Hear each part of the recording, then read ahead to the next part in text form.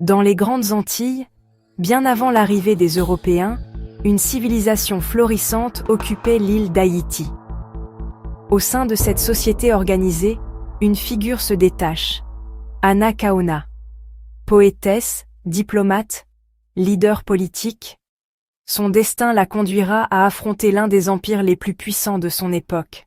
Anna Kaona naît vers 1474 dans le royaume de Xaragua, considéré comme l'un des plus raffinés de l'île.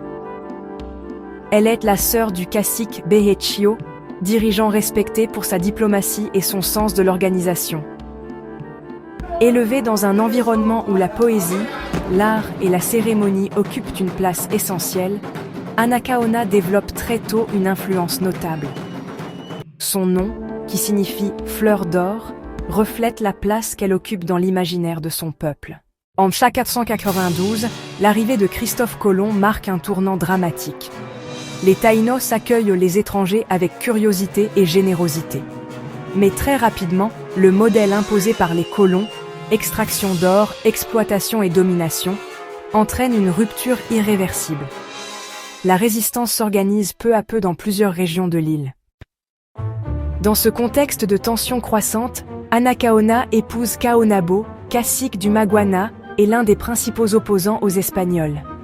Leur union renforce l'alliance entre deux royaumes influents. Kaonabo est rapidement identifié comme une menace majeure par les colons. Ces attaques ciblées contre les fortifications espagnoles marquent les débuts d'une résistance organisée. Pour neutraliser Kaonabo, les Espagnols mettent en place une stratégie de ruse. Ils lui offrent des objets de métal, symbole de pouvoir pour eux, mais piège pour lui.